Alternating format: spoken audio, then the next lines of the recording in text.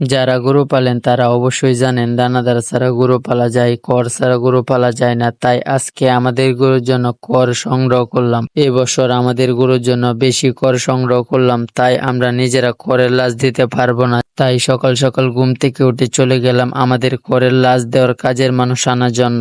কাজের মানুষ বেশি টাকা দাম চাই, তা না হলে আসবে না। তারপর কি করা, তাদেরকে বেশি টাকা দিয়ে নিয়ে আসলাম আমার বাড়ি করের লাশ দেওয়ার জন্য। তাদেরকে নিয়ে বিসমিল্লাহর নাম নিয়ে শুরু করে দিলাম করের লাশ দেওয়ার জন্য ইনশাল্লাহ। তারপর আমাদের গরুকে গোসল করানোর সময় হয়ে গেছে। তারপর আমি চলে আসলাম আমাদের গরুকে গোসল করানোর জন্য।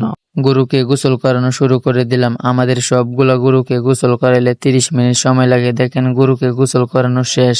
তারপর আমাদের খামারের প্লটটা সুন্দর করে পরিষ্কার করে নিই। তাতে দেখা যাচ্ছে আমাদের খামারে কোনো জীবাণু প্রবেশ করতে পারে না, তাতে আমাদের গরু সুস্থ থাকে। আপনাদের খামারের প্লটটা সুন্দর করে পরিষ্কার করে নেবেন, তাতে দেখা যাচ্ছে বাইরের কোনো জীবাণু আপনাদের খামারে প্রবেশ করতে পারবে না। আবার চলে আসলাম আমাদের করের লাশ দেওয়ার জন্য, আর দেখতে আসলাম তারা কি আমাদের করের লাশ সুন্দর করে দিচ্ছে কিনা। আপনারা বলবেন আমাদের করের লাশ দেখতে কিরকম হচ্ছে। এটা আমার ভাতিজা, কায়ে কোনো কাম নাই, খালি টিকটক করে। কত সুন্দর করে টিকটক করে, দেখছেন ফুটকিরে দেখেন কি করতেছে। দিনের আবহাওয়া খুবই খারাপ হয়ে যাচ্ছে, মনে হয় বৃষ্টি আসতে পারে। বৃষ্টি আসলে তো আমাদের করগুলা ভিজে যাবে, তখন আমরা করার কিছুই থাকবে না। দেখতে দেখতে বৃষ্টি আইসেই পড়লো, আমাদের করার কিছুই নেই। আমরা সুন্দর করে করগুলা পলিথিন দিয়ে ঢেকে দিয়েছি। আমার কাছে মনে হয়েছিল অল্প বৃষ্টিতে চলে যাবে, এখন দেখা যাচ্ছে অল্প বৃষ্টিতে চলে যাবে না। দেখছেন আমরা কত বাতাস, কত বৃষ্টি, আপনারা চোখে দেখতেই পারতেছেন। আমার কাছে মনে হইতেছে না আজকে আমাদের করের লাশটা দিতে পারবো। আল্লাহ যা করে ভালোর জন্যই করে, আপনারা দোয়া করবেন আমাদের জন্য।